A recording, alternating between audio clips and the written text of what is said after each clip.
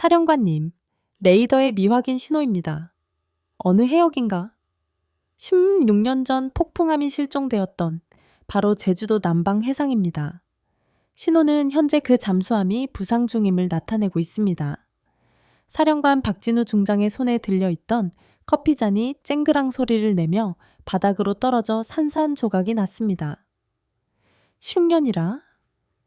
120명의 승조원을 태운 채 감쪽같이 사라졌던 그 잠수함이 어째서 갑자기 나타난단 말인가.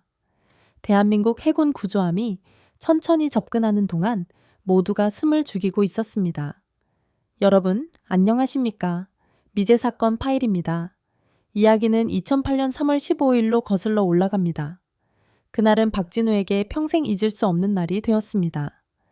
당시 24세였던 그는 해군 진해기지 통신실에 소속된 일개 통신병에 불과했습니다. 그날 밤 11시 37분, 그는 잠수함, 폭풍함으로부터 마지막 통신을 수신했습니다. 사령부 여기는 폭풍함, 지정 해역에 도착, 지금부터 저심도로 자망한다. 이현수 함장의 목소리는 무전을 통해 힘차게 울려 퍼졌습니다. 이현수 함장은 박진우의 선배일 뿐만 아니라 그가 가장 존경하는 장교였습니다. 40세의 베테랑 함장은 20년간 잠수함 근무 경력을 가졌고 함대 전체에서 높은 평가를 받고 있었습니다. 그는 박진우에게 늘 이렇게 말했습니다. 박하사, 통신병에게 가장 중요한 것은 책임감이야. 통신 하나하나가 동료들의 목숨을 좌우한다. 폭풍함, 안전에 유의하고 통신을 유지하라. 박진우는 표준 절차에 따라 응답했습니다. 하지만 이 말이 존경하는 선배와의 영원한 작별 인사가 될 줄은 꿈에도 몰랐습니다. 폭풍함이 수행하던 임무는 극비였기에 박진우 같은 통신병조차 구체적인 내용은 알 수 없었습니다. 그가 아는 것은 이 잠수함이 120명의 승조원을 태우고 한반도 본토에서 200캐리 떨어진 심해 구역으로 향해 자하 18시간의 임무를 수행한다는 것뿐이었습니다. 기밀 등급은 매우 높았고 함장과 일부 간부를 제외한 대부분의 승조원도 구체적인 임무를 몰랐습니다. 박진우는 그저 명령에 따라 4시간마다 폭풍함과 통신 확인을 할 뿐이었습니다. 그날 밤 박진우는 유난히 신중하게 통신 장비를 반복 점검하고 모든 주파수를 최적의 상태로 조정했습니다. 이현수 함장은 일찍이 그에게 통신 장비는 우리의 생명선이다. 어떤 실수도 용납될 수 없어 라고 말한 적이 있었습니다. 계획대로라면 폭풍함은 4시간마다 사령부의 상황을 보고해야 했습니다. 하지만 그날 자정 이후 무정위에서는 이현수 함장의 익숙한 목소리가 다시는 들려오지 않았습니다. 오전 3시 37분 첫 정기 교신 시간이 되었습니다. 폭풍함, 폭풍함, 여기는 함대 사령부. 박진우는 반복해서 호출했지만 무정위에서는 치지직하는 잡음만 들릴 뿐이었습니다. 그는 긴장하며 즉시 당직 사관에게 보고했습니다.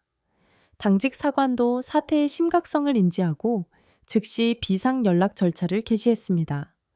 예비 주파수를 사용하고 사령부의 모든 통신 시스템을 총동원하여 폭풍함과의 교신을 시도했습니다. 모든 주파수, 암호화 통신, 심지어 어업용 무선까지 전부 시도해보게 당직 사관이 지시했습니다. 하지만 결과는 마찬가지였습니다. 교신은 완전히 두절되었습니다. 박진우는 잠도 자지 않고 계속해서 호출했습니다. 폭풍함, 폭풍함, 여기는 함대 사령부, 응답하라. 그의 목소리는 초조함에서 절망으로 그리고 절망에서 무력감으로 바뀌어갔습니다. 날이 밝아도 무정위에서는 가슴을 찢는 듯한 잡음만 들려올 뿐이었습니다. 날이 밝자 해군은 수색 구조 함대를 파견했고 박진우도 수색 지휘함에 배속되어 통신 연락 업무를 담당하게 되었습니다. 수색 함대가 폭풍함이 마지막으로 교신한 해역에 도착했을 때 해수면은 고요했고 아무런 이상도 발견할 수 없었습니다. 수색을 개시하라. 수색 지휘관이 명령을 내렸습니다. 소나 담당 부사관들은 긴장하며 장비를 조작했고 소나 탐지파가 몇 번이고 해저를 훑었습니다. 이 해역은 수심 4,000m가 넘고 해저 지형이 복잡하여 수색은 극히 어려웠습니다. 소나는 해저의 수심 6,000m가 넘는 깊은 해구가 있음을 보여주었습니다. 수색을 계속하라. 어떤 구석도 놓치지 마라. 72시간에 걸친 연속 수색 결과 수색 범위는 방영 100캐리까지 확대되었고 당시 최신 심해 탐사 장비가 투입되었으며 심지어 국제 전문 구조팀의 협조까지 요청되었습니다. 하지만 해저에서 녹슨 제2차 세계대전 당시의 침몰선 잔해가 몇 척 발견된 것 외에 폭풍함에 관한 흔적은 전혀 찾을 수 없었습니다. 강한 해류가 잠수함을 다른 곳으로 밀어냈을 수 있습니다. 한 전문가가 추측했습니다. 해저 지진으로 인한 산사태로 잠수함이 매몰되었을 가능성도 있습니다. 여러 가설이 난무했지만 확실한 증거는 아무것도 없었습니다. 폭풍함은 마치 이 세상에서 증발해버린 것 같았습니다. 배수량 2,000톤, 길이 70m가 넘는 잠수함이 120명의 고귀한 생명을 태운 채 심해에서 흔적도 없이 사라진 것입니다. 그동안 박진우는 정신적으로 거의 붕괴 상태였습니다.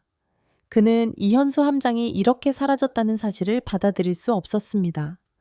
한때 손수 통신 장비 조작법을 가르쳐주던 선배, 심야 근무 때 늘 따뜻한 차를 타주던 상관, 자신의 결혼식에 꼭 참석하겠다고 약속했던 인생의 스승이 어떻게 갑자기 사라질 수 있단 말인가. 더욱 가슴 아픈 것은 120명 가족들의 고통이었습니다. 폭풍함에는 갓 결혼한 젊은 장교가 있었습니다. 김민준 부함장은 결혼한 지 아직 반년밖에 안 되었고 아내는 임신 8개월이었습니다. 원래대로라면 남편이 돌아와 아이의 이름을 지어줄 예정이었습니다. 그녀는 매일 진해안에서 남편을 기다리며 무거운 배를 안고 바람 속에 서서 수평선 너머를 바라보았습니다. 기관사 최영호는 강원도 시골에서 부모님을 진해로 막 모셔와 노후를 편안하게 해드리려 하고 있었습니다. 평생 바다를 본 적 없는 부모님은 아들의 이번 임무가 끝나면 가족 다 함께 진해로에 가서 기념사진을 찍자고 이야기했었습니다. 통신병 강동진은 아직 20살도 되지 않았고 고향의 동생들이 그의 월급을 기다리고 있었습니다. 그는 항상 박진우에게 말했습니다. 돈이 모이면 동생들을 진해로 데려와 학교에 보내고 싶습니다. 담당 윤 기장은 정년을 앞두고 있었고 이번 임무에서 돌아오면 저녁 수속을 밟고 아내와 함께 전국구 일주 여행을 갈 계획이었습니다. 그의 손녀는 이제 겨우 3살로 할아버지가 장난감을 사서 돌아오기를 기다리고 있었습니다. 한 사람 한 사람에게 각자의 사연이 있었고 한 사람 한 사람에게 이루지 못한 소원이 있었습니다. 그들의 가족과 친구들은 매일 항구에서 기다렸고 그들의 눈 속 희망은 날이 갈수록 희미해져 갔습니다. 수색은 6개월간 계속되었지만 막대한 인적, 물적 자원을 투입했음에도 불구하고 결국 성과 없이 종료되었습니다. 해군은 폭풍함의 실종과 120명 승조원의 순직을 공식적으로 발표할 수밖에 없었습니다. 그것은 박진우의 인생에서 가장 어두운 시기였습니다. 그는 잦은 악몽에 시달렸습니다. 꿈속에서 이현수 함장이 심해에서 도움을 청했고 120명의 동료들이 차가운 바닷물 속에서 몸부림쳤습니다. 그는 술에 빠져 살았고 업무 성과는 급격히 떨어져 부대에서 전역 조치될 뻔했습니다. 그를 구한 것은 이현수 함장의 아내였습니다. 그 기품 있는 여성은 남편을 잃은 후에도 해군 장교의 아내로서의 품위를 잃지 않았습니다. 그녀는 박진우를 찾아와 그의 손을 잡고 말했습니다. 박하사, 남편이 마지막으로 저와 통화했을 때 당신 이야기를 했어요. 장래가 유망한 후배라고, 분명 큰 인물이 될 거라고요. 이렇게 무너지면 안 돼요. 그 사람들 목까지 당신이 굳건히 살아가야 해요. 그 순간 박진우는 아이처럼 흐느껴 울었습니다. 그는 마음에 맹세했습니다. 반드시 폭풍함의 진상을 밝혀내고 120명의 동료들을 찾아내겠다고. 16년의 세월이 흘렀습니다.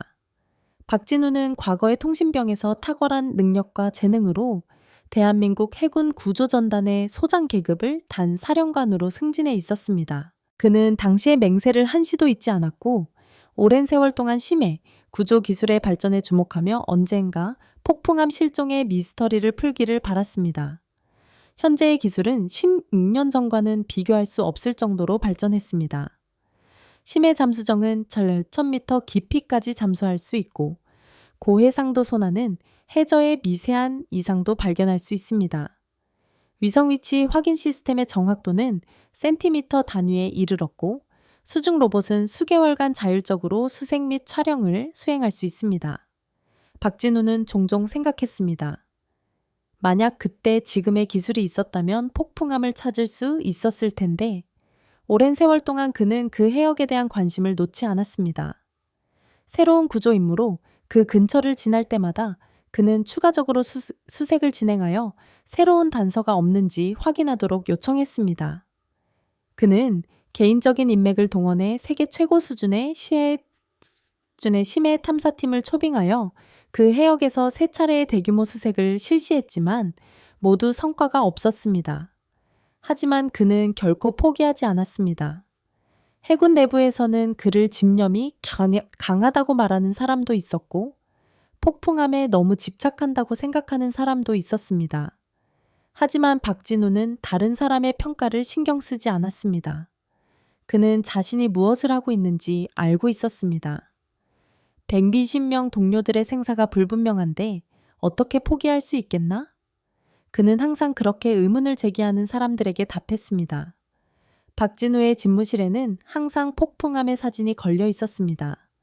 그것은 16년 전에 촬영된 것입니다. 일에 지칠 때면 그는 그 사진을 바라보며 힘을 얻는 듯 했습니다. 그는 또한 승조원들의 유가족을 자주 찾아뵈었습니다. 김민준 부함장의 아내는 그 후 재혼했지만 박진우는 지금도 그 16세가 된 아이를 김민준의 아들로 여기고 만나러 가곤 합니다. 아이는 아버지를 쏙 빼닮았고 박진우를 만날 때마다 물었습니다. 아저씨, 우리 아빠는 정말 돌아오지 않으시는 건가요? 최영호 기관사의 부모님은 80세를 넘어 건강이 좋지 않았습니다. 박진우는 자주 노부부를 찾아뵙고 생활의 어려움을 도왔습니다. 노부부는 항상 말했습니다. 박 장군, 만약 우리 영호가 살아있었다면 당신처럼 훌륭한 군인이 되었을 텐데. 이현수 함장의 아내는 끝까지 재혼하지 않았습니다. 그녀는 남편이 돌아올 것이라고 믿으며 계속 기다렸습니다. 매년 결혼기념일에는 해변에 한참 동안 서서 마치 남편이 언제라도 바다에서 걸어 나올 것처럼 기다렸습니다. 박진우는 자신이 짊어지고 있는 것이 진실을 추구하는 책임뿐만 아니라 120개 가족의 희망이라는 것을 알고 있었습니다. 그는 그들을 실망시킬 수 없었고 120명의 동료들을 헛되이 죽게 할 수도 없었습니다. 하지만 그 해역은 마치 저주받은 것처럼 그 후 어떤 이상 신호도 보이지 않았습니다.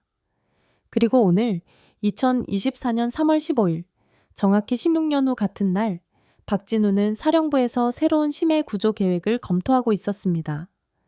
책상 위에는 최신 심해 탐사 장비의 자료가 놓여 있었습니다. 그는 다시 그 해역의 수색을 조직할 계획을 세우고 있었습니다.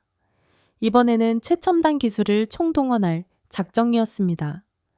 사령관님, 또 그 해역으로 가실 겁니까? 부사령관이 만류했습니다.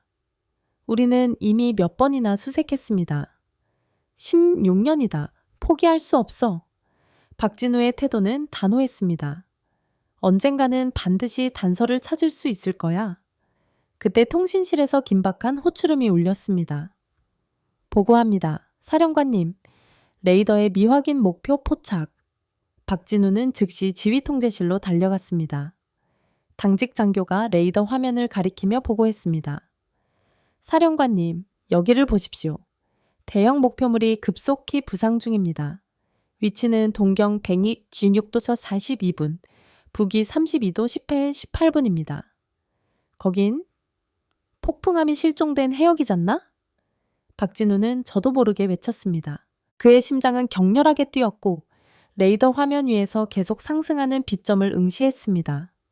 16년 동안 그 해역에서 이상 신호가 확인된 것은 이번이 처음이었습니다. 목표물의 크기는 폭풍함과 매우 유사합니다. 부상 속도는 안정적이며 이미 수심 2000m까지 올라왔습니다. 즉시 구조 함대를 파견하라. 박진우가 명령을 내렸습니다. 나도 직접 가겠다. 사령관님, 너무 위험합니다. 아직 저것이 무엇인지 확인되지 않았습니다.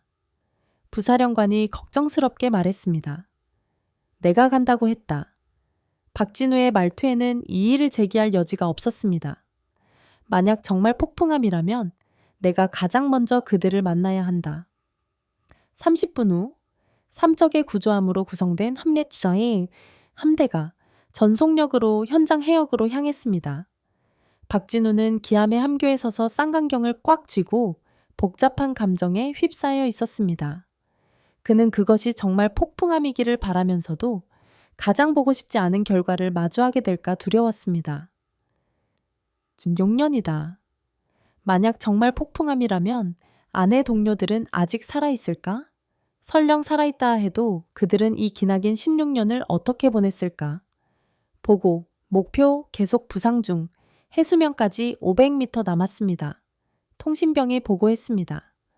박진우는 쌍강형을 들어 해수면을 응시했습니다. 석양에 비친 바닷물은 황금빛으로 반짝이고 있었습니다. 갑자기 해수면에 이상 현상이 나타났습니다. 저길 보십시오. 한 대원이 멀리 해수면을 가리켰습니다. 그곳에 바닷물이 격렬하게 끓어오르기 시작했고 마치 무언가 거대한 것이 심해에서 떠오르는 것 같았습니다. 거대한 기포가 연이어 수면으로 솟아오르며 부글부글 소리를 냈습니다. 구조 함대가 목표 해역에 도착했을 때 해수면에는 이미 거대한 소용돌이가 생겨나 있었고 바닷물이 끊임없이 솟구치며 거대한 무언가가 심해에서 모습을 드러내려 하고 있었습니다. 전원 경계태세. 박진우가 명령했습니다. 갑자기 검은 그림자가 천천히 물속에서 모습을 드러내기 시작했습니다. 처음에는 녹슨 잔망경, 다음에는 함교탑, 그리고 마침내 함체 전체. 잠수함이 완전히 수면 위로 떠올랐을 때 그 자리에 있던 모두가 숨을 삼켰습니다. 그것은 틀림없이 폭풍함이었습니다. 함체의 번호도 선명하게 보였습니다. 선체는 해초와 녹으로 뒤덮여 있었지만 전체적인 구조는 온전했습니다. 이게 어떻게 된 일이지? 부사령관이 중얼거렸습니다. 16년이나 지났는데 왜 갑자기 떠오른 거지?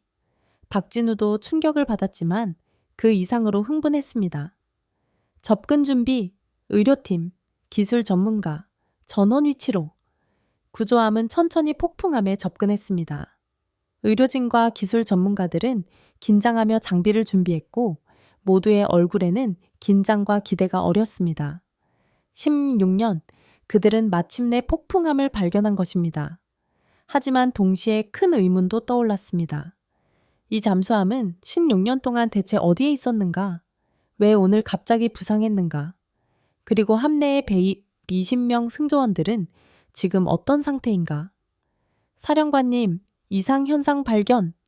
기술 전문가가 탐사 장비를 들고 보고했습니다.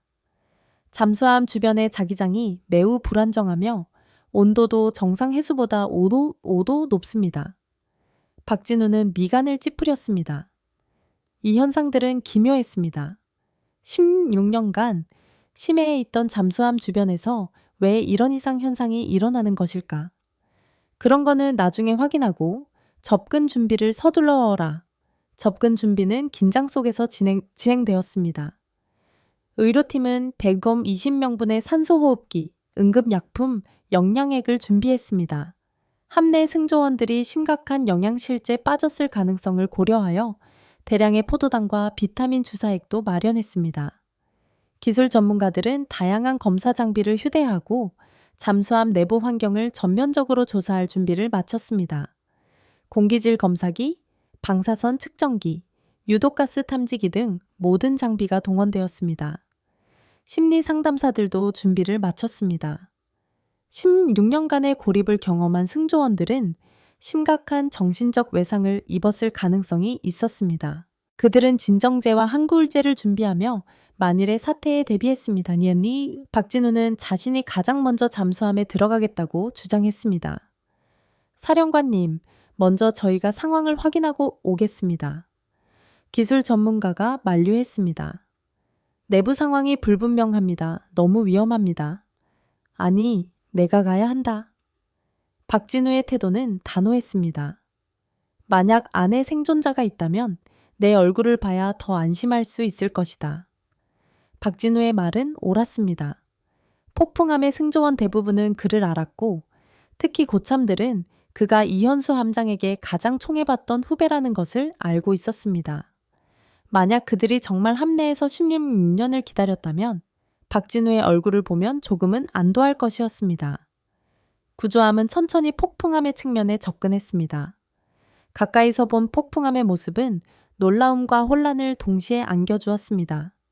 선체는 해양 생물과 녹으로 뒤덮여 있었지만 명확한 충돌이나 손상은 없어 이 16년간 심각한 사고를 겪지 않았음을 시사했습니다.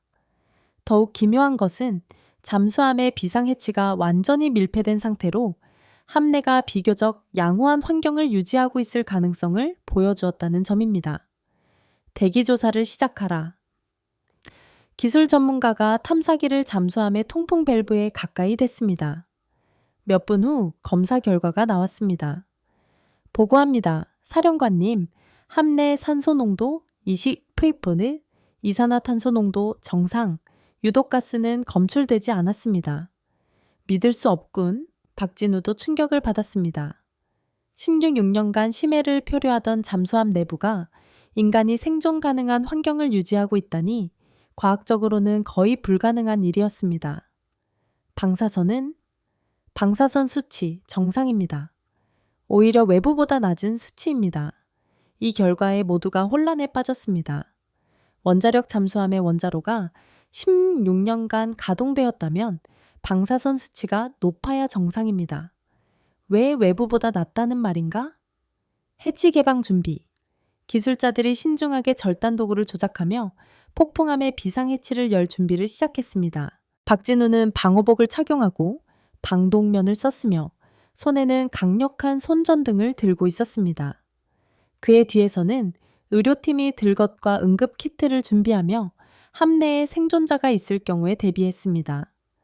사령관님, 정말 가장 먼저 들어가시겠습니까? 의료반장이 걱정스럽게 물었습니다. 만약 안에 위험이 있다면 내가 가야만 한다. 박진우의 어조는 단호했습니다. 이것은 내가 그들에게 진 빚이다. 해치의 볼트가 하나씩 풀려나갔습니다.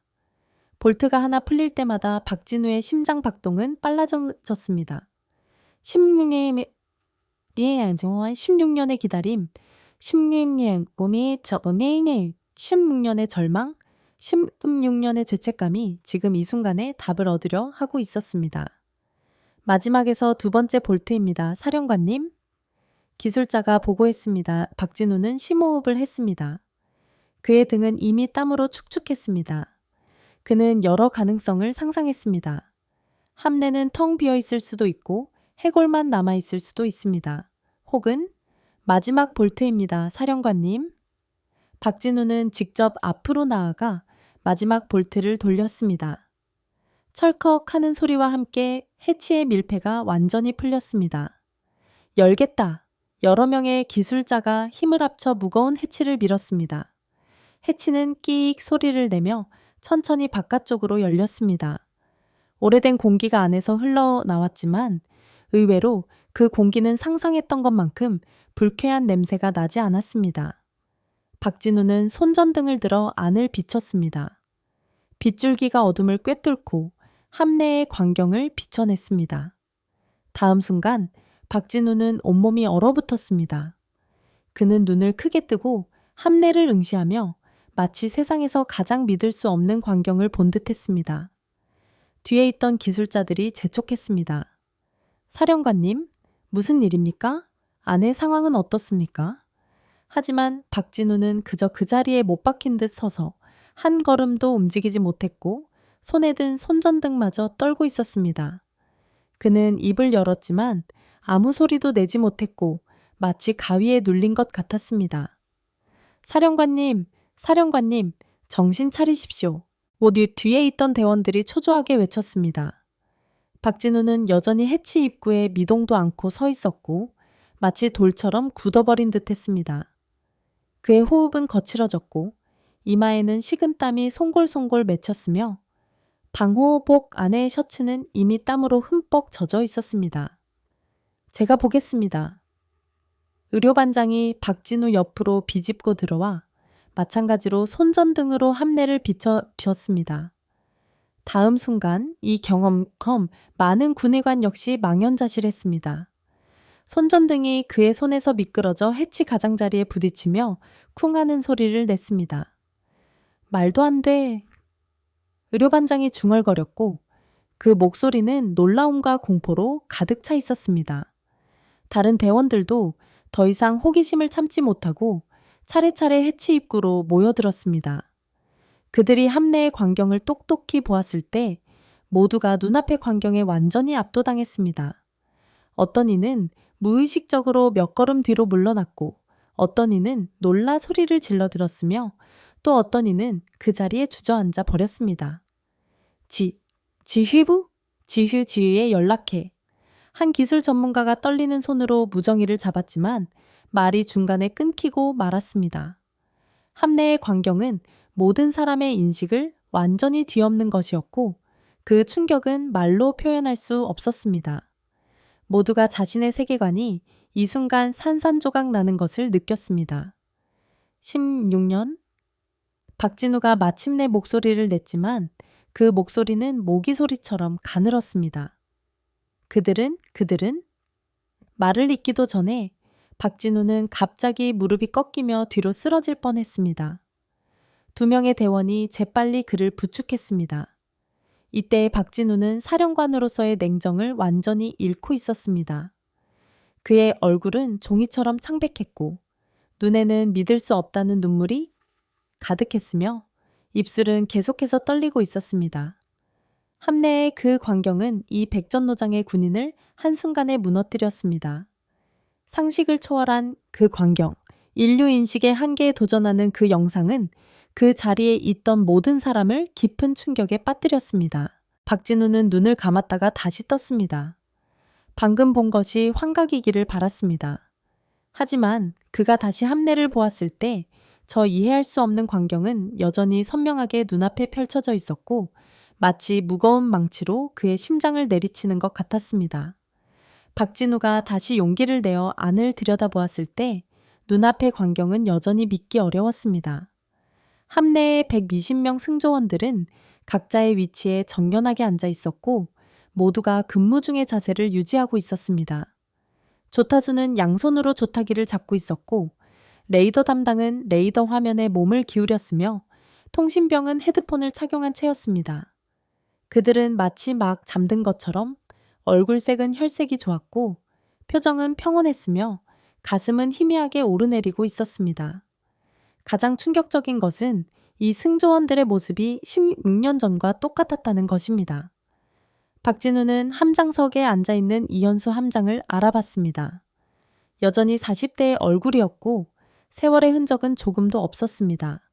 그의 머리는 여전히 검고 숱이 많았으며 얼굴의 주름도 16년 전과 같았고 눈가의 작은 점까지 선명하게 보였습니다.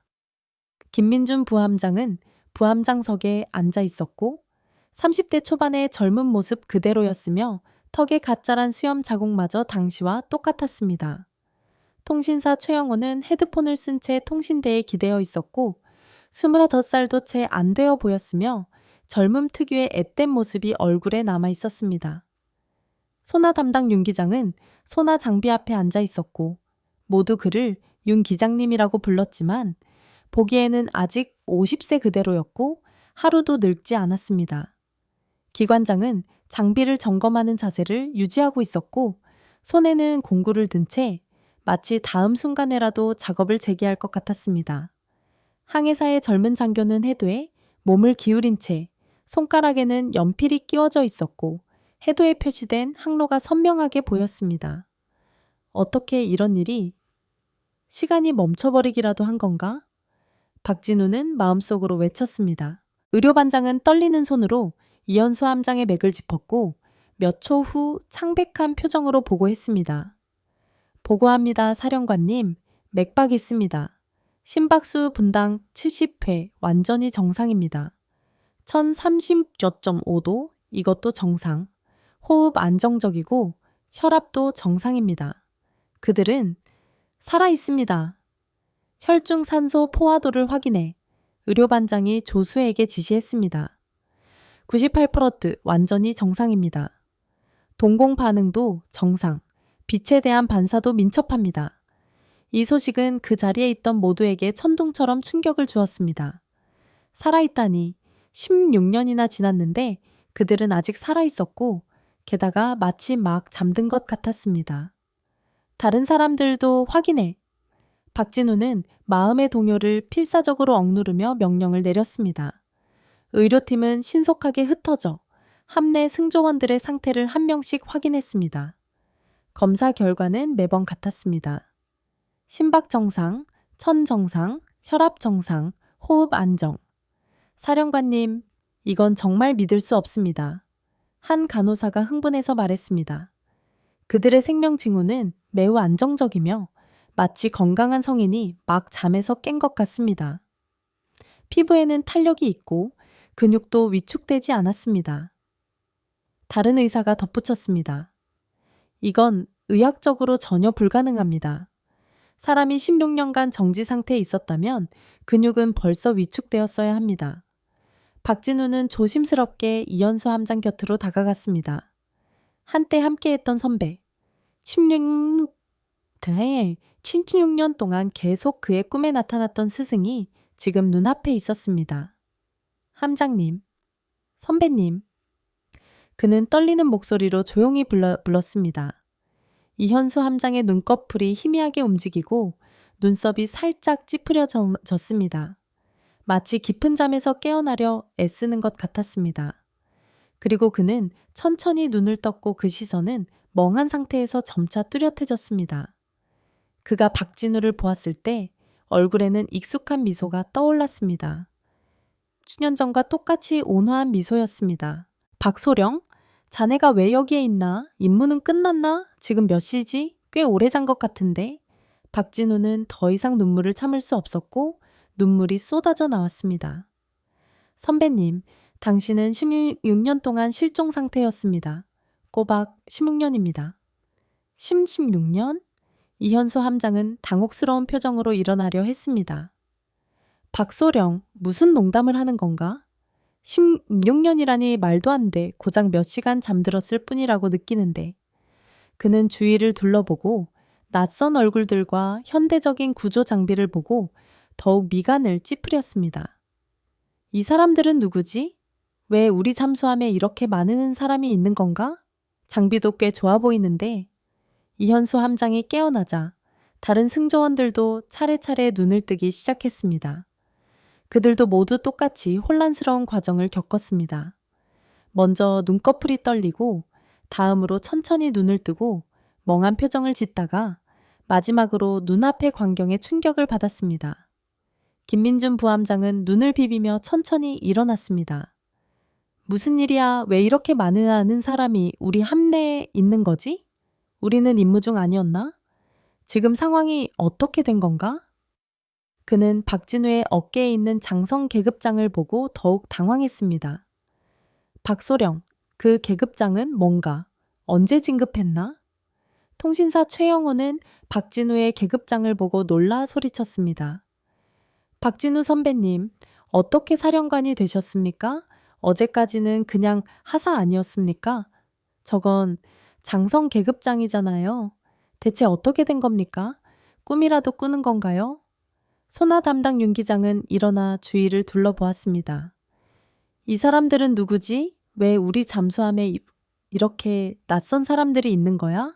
장비가 꽤 좋아 보이는데 우리 것보다 훨씬 발전했어. 기관장은 자신의 공구를 확인하며 당혹스러운 모습으로 말했습니다. 방금 전까지 원자로 가동 상태를 확인하고 있었는데 왜 갑자기 이렇게 사람이 많아졌지? 임무는 끝났나? 중문 끝났나 배? 젊은 항해사는 손에 쥔 연필을 꽉 쥐고 의아하게 말했습니다. 한글호를 그리고 있었는데 왜 갑자기 잠들어 버렸지? 지금 몇 시야? 목적지에 도착한 건가? 이 그립고도 낯선 얼굴들 앞에서 박진우는 어떻게 설명해야 할지 몰랐습니다. 그들의 기억은 16년 전 그날 밤에 멈춰 있었고 지나간 16년에 대해서는 아무것도 몰랐습니다. 모두들 우선 진정해 주십시오. 박진우는 냉정을 유지하려 애썼습니다. 설명하기 어려운 일이라는 건 알지만 여러분에게 한 가지 사실을 알려드려야 합니다. 지금은 2024년 3월 15일입니다. 여러분은 2008년 3월 15일에 실종되었고 오늘로 정확히 16년이 되었습니다. 2024년이라고? 이현수 함장은 눈을 동그랗게 떴습니다. 말도 안 돼. 절대 그럴 리 없어. 우리는 방금 전까지 임무를 수행하고 있었는데 어떻게 16년이나 지났다는 건가? 박 소장, 뭔가 착각하고 있는 거 아닌가? 선배님, 착각이 아닙니다. 박진우는 스마트폰을 꺼내 날짜와 시간을 보여주었습니다. 보십시오. 이것이 오늘 날짜입니다. 그건 뭔가? 휴대폰이 저렇게 얇고 선명한 화면을 표시할 수 있단 말인가? 이것은 스마트폰입니다. 박진우가 설명했습니다. 지난 16년간 과학기술이 크게 발전했습니다. 지금의 휴대폰은 전화를 거는 것뿐만 아니라 인터넷에 접속하고 사진을 찍고 동영상을 볼 수도 있습니다. 인터넷이 뭡니까? 최영호가 혼란스럽게 물었습니다. 박진우는 이 사람들이 지난 16년간의 변화에 대해 전혀 모른다는 것을 깨달았습니다. 그들은 이 새로운 세계에 천천히 적응해야 했습니다. 의료팀은 신속하게 전원의 상세한 검사를 실시했고 그 결과는 더욱 놀라웠습니다. 베리 20명 승조원의 건강 상태는 매우 양호했고 모든 생명 징후는 정상이었습니다. 혈액 검사 결과 모든 수치가 정상 범위 내에 있었고 더욱이 그들의 생물학적 나이는 확실히 10년 전에 멈춰 있다는 것이 밝혀졌습니다. 이건 의학적으로 완전히 불가능합니다. 의료반장은 몇 번이고 고개를 저으며 박진우에게 보고했습니다. 인체의 신진대사가 멈출 수는 없습니다. 세포의 재생이 멈출 수도 없고요. 보통 인체의 세포는 7년마다 완전히 새로워집니다. 그들의 세포는 마치 시간이 정지된 것 같습니다. 그렇다면 그들의 세포 나이, 장기 기능, 심지어 지문까지 16년 전과 똑같다는 말입니까? 이 함장님의 작은 상처 자국을 조사했습니다. 훈련 중에 입은 상처인데 지금도 새 것처럼 보입니다. 마치 방금 다친 것처럼요. 그렇지 않다면 시간이 정말 여기서 흐름을 멈췄다고밖에 생각할 수 없습니다. 해답을 찾기 위해 기술 전문가들은 폭풍함의 각 시스템을 철저히 조사하기 시작했습니다. 놀랍게도 잠수함의 모든 설비는 정상적으로 기능하고 있었고 상태도 극히 양호했습니다. 원자력 장치는 여전히 가동 중이었고 산소 순환 시스템도 작동하고 있었으며 식량 비축량마저도 마치 방금 보급받은 것처럼 풍부하게 남아 있었습니다. 사령관님, 이 데이터를 보십시오. 기술 전문가가 제어반의 디스플레이를 가리켰습니다. 원자로 운전 기록에 따르면 안정적으로 계속 가동되었지만 연료 소비량은 정상의 1000분의 1에 불과합니다. 정상적인 소비율이라면 이 연료는 기껏해야 2년밖에 버티지 못하는데 16년이나 가동되었습니다. 이 발견에 모두가 혼란에 빠졌습니다. 원자로가 이렇게 낮은 소비량으로 16년간 계속 가동될 수 있다는 것은 기존의 물리 법칙에 위배됩니다. 여기도 마찬가지입니다. 다른 기술 전문가가 산소 순환 시스템의 데이터를 가리켰습니다. 산소 소비량도 극히 낮습니다. 배비 20명의 정상적인 수요를 기준으로 하면 이 산소는 최대 한 달밖에 버티지 못하지만 16년간 유지되었습니다. 식량 비축도 마찬가지입니다. 군수지원 전문가가 덧붙였습니다. 정상적인 소비량이라면 이 식량은 최대 한 달분이지만 지금 봐도 신선하고 마치 방금 준비된 것 같습니다. 이 대옥 이상한 것은 잠수함의 항해 일지에는 지난 16년간 폭풍함이 심해를 계속 항해하며 항상 같은 상태를 유지했다는 것이 기록되어 있었습니다. 일지에 따르면 기술 전문가가 계속 보고했습니다. 잠수함은 2008년 3월 15일 밤 11시 40분에 임무를 시작했고 그 후 계속 수심 3,000m를 유지했으며 좌표는 항상 동경 126도 42분, 북위 32도 18분이었습니다. 즉 16년간 계속 같은 장소에 머물러 있었다는 건가? 박진우가 물었습니다. 네, 미동도 없이 마치 그곳에 고정되어 있었던 것 같습니다. 더욱 기묘한 것은 해류 데이터에 따르면 이 지역의 해류는 매우 강해야 정상인데 그렇다면 잠수함은 떠내려갔어야 합니다. 그때 이현수 함장이 다가와 엄숙한 표정으로 함 중앙으로 걸어가 기묘한 장치를 가리켰습니다. 이것은 우리가 당시 운반하던 실험 장치다. 국방과학연구소에서 개발한 것으로 암호명은 시공이었다. 우리가 들은 바로는 이것은 극비의 시공간 연구 장치였고 우리 임무는 그것을 지정 해역으로 운반하여 심해 테스트를 진행하는 것이었다. 박진우는 그 장치를 유심히 관찰했습니다. 그것은 어떤 첨단 실험 장치처럼 보였고 테이블만 한 크기에 표면은 복잡한 회로와 다양한 표시 등으로 덮여 있었습니다. 장치 중앙에는 수정 같은 구체가 있었는데 직경은 약 30cm 펴렸고 희미한 푸른빛을 발하고 있었습니다. 그 안에서는 무언가가 천천히 유동하는 것 같았습니다. 시공간 연구, 박진우는 눈을 크게 떴습니다.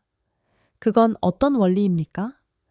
당시 상관으로부터 이것이 시간에 관한 연구 실어덤이라는 것만 들었을 뿐이다. 김민준 부함장이 덧붙였습니다. 심해 환경에서 장치의 안정을 테스트하기 위해서라고 했다. 우리는 수송과 보호를 담당할 뿐 구체적인 원리를 알 필요는 없었다. 그날 밤 우리가 지정 위치에 도착한 후 본부에서 이 장치를 가동하여 테스트하라는 명령이 있었던 것을 기억한다. 이현수 함장이 회상했습니다. 그때 우리는 모두 긴장했다. 이 장치가 대체 무엇인지 아무도 몰랐기 때문이다. 가동한 지 얼마 안 되어 장치 중앙의 구체가 빛나기 시작했다. 최영호가 말을 이었습니다. 처음에는 희미한 흰빛이었지만 점차 푸른색으로 변해갔다. 그리고 우리는 모두 놀이기구를 타는 듯한 기묘한 현기증을 느꼈다. 나는 더 똑똑히 기억한다. 김민준 부함장이 말했습니다. 당시 나는 각종 계기를 감시하고 있었는데 갑자기 모든 계기가 이상을 보이기 시작했다. 시계는 멈췄고 소나가 표시하는 해류 속도는 0이 되었으며 통신 장비마저도 반응하지 않았다. 가장 기묘했던 것은 소리였다. 윤 기장이 덧붙였습니다. 당시 누군가 말하는 것을 기억하는데 그 목소리가 마치 느리게 재생되는 테이프처럼 아주 천천히 들렸다. 그리고 세상 전체가 느려진 것처럼 느껴졌고 내 심장 박동 소리마저도 느리게 들렸다. 그러고는 의식을 잃었다. 기관장이 말했습니다. 다음에 눈을 뜬 것이 지금이다. 우리에게는 하룻밤 지난 것 같은 느낌인데 당신들은 16년이나 지났다고 하니. 기술 전문가들은 이 신비로운 장치를 주의 깊게 조사했고 그 구조가 극히 복잡하며 사용된 재료와 기술이 그들의 지식 범위를 훨씬 뛰어넘는다는 것을 발견했습니다. 이 장치의 에너지 출력은 매우 안정적입니다. 기술 전문가가 보고했습니다. 그리고 발생하는 에너지가 잠수함 전체를 덮고 있습니다. 우리는 지금까지 관측된 적 없는 에너지 파동을 탐지했으며 그것은 시공간의 구조에 영향을 미칠 수 있는 것 같습니다. 에너지장의 경계는 잠수함 선체와 정확히 일치합니다. 다른 전문가가 덧붙였습니다. 이것이 왜 잠수함 내부만 영향을 받고 외부는 정상이었는지를 설명해 줍니다. 초기 분석에 따르면 기술 전문가가 결론을 내렸습니다. 이 장치는 시간 왜곡장을 생성했을 가능성이 있습니다. 이 장 안에서는 시간의 흐름 속도가 외부와 다릅니다. 우리 이론이 맞다면 이 시공간 거품 안에서는 시간이 극도로 느리게 흘렀던 것입니다. 이것이 폭풍함이 16년간 실종된 이유일 수 있습니다. 실제로는 사라진 것이 아니라 시간의 흐름이 극도로 느린 시공간 거품 속에 갇혀 있었던 것입니다. 함내의 사람들에게는 몇 시간밖에 지나지 않았지만 외부 세계에서는 16년이라는 세월이 흘렀던 것이죠. 그렇다면 왜 지금에 와서야 부상한 겁니까? 박진우가 물었습니다. 기술 전문가는 장치의 상태를 확인했습니다. 이쪽을 보십시오. 에너지 표시기가 에너지가 고갈 직전임을 나타내고 있습니다. 표시등은 푸른색에서 붉은색으로 변했고 중앙 구체의 빛도 점차 약해지고 있습니다. 제 추정으로는 몇 시간 안에 이 장치는 완전히 정지할 것입니다. 장치가 멈추면 시공간 거품은 붕괴하고 잠수함은 정상적인 시공간으로 돌아옵니다. 그것이 다시 모습을 드러낸 이유일 것입니다. 진상이 점차 밝혀짐에 따라 모두가 소름이 돋는 것을 느꼈습니다. 과학기술의 힘이 시간의 흐름을 조종할 수 있다니 이는 인류의 상상을 훨씬 뛰어넘는 것이었습니다. 그리고 폭풍함의 지인명 승조원은 의도치 않게 인류 역사상 최초의 시간 여행자가 된 것입니다. 이 소식이 사령부에 전해지자 국방부 전체가 경악했습니다. 해군 참모총장이 직접 현장으로 달려와 이 살아 돌아온 영웅들을 보았을 때 그 강철 같은 마음을 가진 남자도 눈물을 금치 못했습니다. 제군들, 돌아온 것을 환영한다. 참모총장은 이현수 함장의 손을 굳게 잡았습니다. 16년 동안 우리는 계속 제군들을 찾고 있었다. 하지만 이 뉴스는 엄중히 비밀에 붙여졌습니다. 시공간 기술이라는 비밀 실험과 관련된 것이었고 그 중요성과 기밀성은 말할 필요도 없었습니다. 해군은 즉시 물리학자, 생물학자, 의학 전문가 등을 포함한 최고 수준의 과학조사팀을 파견하여 이 신비로운 장치에 대한 상세한 연구를 시작했습니다. 한국의 최고 전문가들도 긴급히 소집되어 시공간 장치에 대한 상세한 분석과 검사를 진행했습니다. 이 장치의 기술 수준은 우리보다 최소 50년은 앞서 있습니다. 한 물리학자가 경악하며 말했습니다. 사용된 원리는 아인슈타인의 상대성 이론의 고차원적 이론이나 우리가 아직 완전히 이해하지 못하는 양자 물리학 현상과 관련이 있습니다. 생물학적 관점에서 보면 한 생물학자가 덧붙였습니다. 이 시간 정지는 인체에 아무런 손상을 주지 않았고 오히려 완벽한 생리 상태를 유지했습니다. 이것은 우리가 인체의 노화 메커니즘을 연구하는데 귀중한 데이터를 제공해 줄 것입니다. 120명의 승조원에게는 적응하는 것이 가장 큰 과제였습니다. 16년 사이에 바깥 세상은 천지가 개벽할 정도로 변해 있었습니다. 휴대폰은 스마트폰이 되었고 인터넷은 구석구석 보급되었으며 모바일 결제, 온라인 쇼핑, 소셜미디어와 같은 새로운 것들이 계속해서 나타났습니다. 도시의 모습도 완전히 변해 고층 빌딩이 우후죽순처럼 솟아났고 도로는 더 넓어졌으며 교통수단도 더 발전했습니다. 그들은 이 새로운 세상에서 어떻게 살아갈지를 다시 배워야 했습니다. 해군은 그들이 스마트폰과 컴퓨터 사용법을 배우고 새로운 법률과 규정을 이해하며 현대 사회의 생활 방식에 익숙해지도록 특별 적응 훈련 프로그램을 조직했습니다. 이 기계로 정말 전 세계 누구와도 이야기할 수 있습니까? 최영호가 스마트폰을 손에 들고 놀라며 물었습니다. 이야기할 수 있을 뿐만 아니라 영상통화도 가능합니다. 상담사가 친절하게 설명했습니다. 상대방의 얼굴을 보면서 이야기할 수 있고 상대방도 당신의 얼굴을 볼 수 있습니다. 대단하군. 윤 기장이 감탄했습니다. 공상과학보다 더 대단해. 더욱 중요한 것은 그들의 가족과 친구들은 16살을 더 먹었고 그들 자신은 당시의 모습 그대로였다는 점입니다. 이 큰 격차는 많은 사람에게 받아들이기 어려운 것이었습니다. 김민준 부함장의 상황은 가장 복잡했습니다. 당시 그의 아내는 임신 8개월이었지만 이제 그 아이는 16세가 되어 고등학교에 다니고 있었습니다. 더욱 가슴 아픈 것은 아내가 그가 순직했다고 생각하고 5년 전에 재혼하여 부산에서 새로운 가정을 꾸리고 있었다는 점입니다. 김민준이 마침내 16세의 아들을 만났을 때 그 아이는 자신과 판박이었고 마치 자신의 분신을 보는 것 같았습니다. 아이의 이름은 김서준으로 밝고 활발하며 성적이 우수한 소년이었고 학교 농구팀의 에이스였습니다. 아버지, 정말 제 아버지세요? 서준이는 조심스럽게 그렇게 불렀고 그 눈에는 눈물이 가득했습니다. 엄마는 아버지를 이제 평생 만날 수 없을 거라고 생각했어요. 김민주는 몸을 굽혀 아들의 얼굴을 가만히 바라보았습니다. 서준아, 넌 내 어릴 적 모습과 똑같구나. 미안하다. 이렇게 오래 기다리게 해서. 정말 젊어 보이세요. 서준이는 눈물을 닦으며 말했습니다.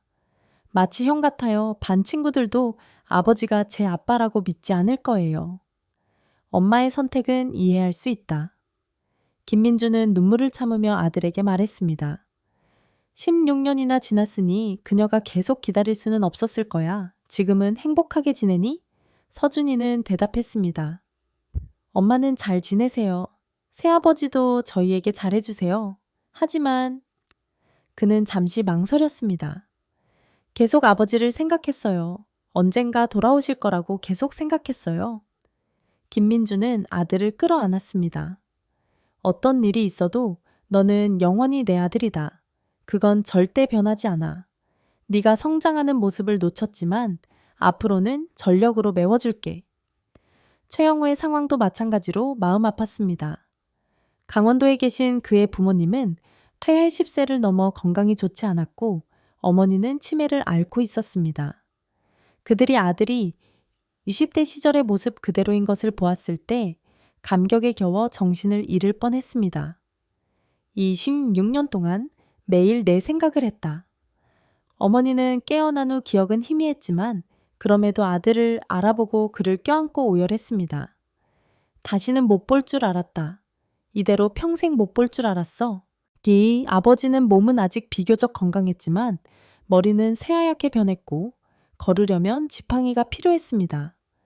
그는 떨리는 손으로 아들의 얼굴을 만졌습니다. 영호야, 어째서 너는 조금도 늙지 않았느냐? 조상님이 보호하셨나? 최영호는 부모님 앞에 무릎을 꿇고 죄책감에 가득 찬 목소리로 말했습니다. 아버지, 어머니, 다녀왔습니다. 이제 다시는 떠나지 않겠습니다. 오랫동안 걱정을 끼쳐드려 불효했습니다. 내 탓이 아니다. 네 탓이 아니야. 아버지는 아들의 머리를 쓰다듬었습니다. 무사히 돌아와 주기만 하면 그걸로 됐다. 다른 건 아무것도 필요 없어. 이현수 함장의 아내의 상황은 조금 달랐습니다. 그녀는 남편이 아직 살아있다고 굳게 믿고 이 16년간 재혼하지 않고 계속 기다렸습니다. 이제 그녀는 56세가 되었고 머리에는 흰머리가 섞였으며 얼굴에는 세월의 흔적이 새겨졌지만 여전히 우아한 기품을 유지하고 있었습니다.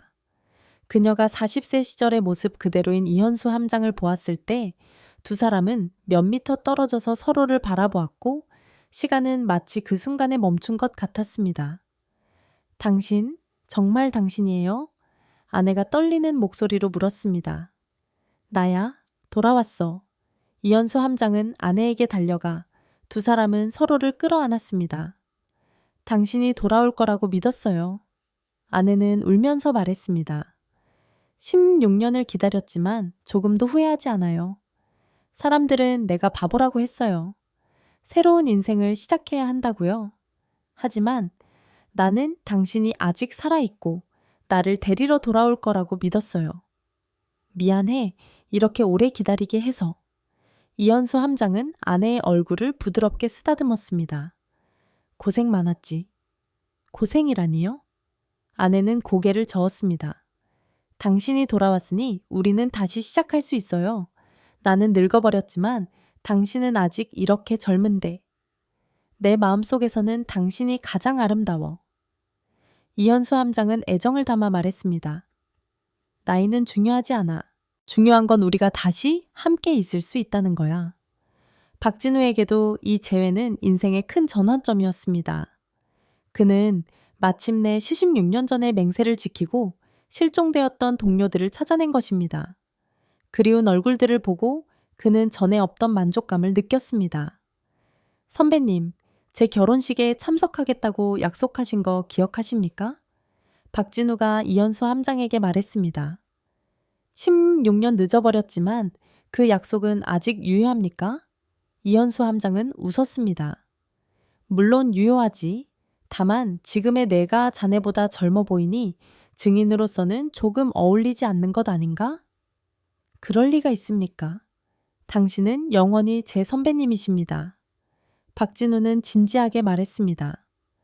만약 선배님의 지도가 없었다면 지금의 저도 없었을 겁니다. 몇 달 후 폭풍함 사건의 조사 보고서가 정리되었습니다. 상세한 연구 결과 전문가들은 그 신비로운 시공간 장치가 첨단 과학 실험이었음을 확인했습니다. 기술이 미숙했기 때문에 이 사고를 일으켰지만 동시에 인류의 시공간 연구에 귀중한 데이터를 제공했습니다. 이 장치는 시간 여행이 이론적으로 가능하다는 것을 증명했습니다. 한 물리학자가 보고서에 기록했습니다. 그 작동 원리를 완전히 이해하는 데는 이르지 못했지만 그것은 우리에게 미래로 가는 문을 열어주었습니다. 연구는 또한 이 시간 정지 현상이 인체에 악영향을 주지 않으며 오히려 수명을 연장하는 한 가지 방법일 가능성을 시사하여 의학 연구에 완전히 새로운 길을 제시했습니다. 120명의 승조원은 모두 적절한 대우를 받았습니다. 그들의 특수한 상황을 고려하여 국방부는 특별한 정책을 마련했습니다. 젊은 승조원들은 현역으로 계속 복무하는 것을 선택할 수 있었고, 나이가 많아진 승조원들은 명예롭게 전역하여 생활을 보장받는 것을 선택할 수 있었습니다. 어느 쪽을 선택하든 해군은 그들에게 최고의 보장을 제공하고 그들이 이 새로운 세계에 적응할 수 있도록 전적인 심리 상담과 생활 지원을 했습니다. 전문 심리 상담사팀이 그들을 위해 개별적인 적응 프로그램을 만들고 가족과의 관계 문제를 해결하는 것을 도왔습니다. 김민준 부함장은 조기 전역을 선택하고 아들과 나이 든 부모님 곁에서 지내기로 했습니다. 아내는 재혼했지만 그들은 친구로서 좋은 관계를 유지하며 공동으로 아이를 양육하고 있습니다. 이걸로 됐다. 김민준 부함장이 말했습니다. 아들의 어린 시절을 놓쳤으니 그의 청소년 시절을 더 이상 놓칠 수는 없다. 그는 퇴직금으로 아들 학교 근처에 아파트를 구입하고 매일 아들의 등하교를 돕고 공부를 도와주고 있습니다. 나이차는 14살밖에 나지 않지만 그는 아버지로서의 역할을 열심히 수행하고 있습니다. 최영호도 전역을 선택하고 연로한 부모님을 돌보는 데 전념했습니다. 그는 저축한 돈으로 부모님을 위해 부산의 편안한 아파트를 구입하고 전문 간병인도 고용했습니다. 부모님께 큰 빚을 졌다. 최영호가 말했습니다. 나는 아직 젊으니까 앞으로 제대로 효도할 수 있다. 한편 이현수 함장은 현역 복무를 계속하기로 선택했지만 육상의 훈련부서로 이동하여 후배들을 지도하게 되었습니다. 그는 자신의 경험을 더 많은 젊은이에게 전하고 싶다고 말했습니다. 폭풍함 자체도 전설이 되었습니다. 한때 16년간이나 모습을 감췄던 이 잠수함은 이제 진해안에 있는 해군사관학교 박물관으로 이관되어 연구자들과 국민에게 이 믿을 수 없는 이야기를 전하고 있습니다. 그 신비로운 시공간 장치는 안전하게 분리되어 국방과학연구소에 의해 최고 기밀 등급의 연구 대상이 되었습니다. 과학자들은 그 비밀을 밝혀내어 인류의 미래 발전에 새로운 가능성을 제공하기를 바라고 있습니다. 박진우는 때때로 그곳을 찾아 잠수함에 앉아 익숙한 장비들을 바라보며 지난 16년간의 일들을 회상합니다. 때때로 그는 생각합니다. 만약 그 사고가 없었다면 인생은 어떻게 되었을까 하고. 하지만 이제 그는 더 이상 그런 것은 신경 쓰지 않았습니다. 중요한 것은 120명의 동료들이 모두 무사히 돌아왔다는 것입니다. 그것만으로 충분했습니다. 시간은 왜곡될 수 있을지 몰라도 사람과 사람 사이의 유대는 영원히 변하지 않는다는 것을 그는 깨달았습니다.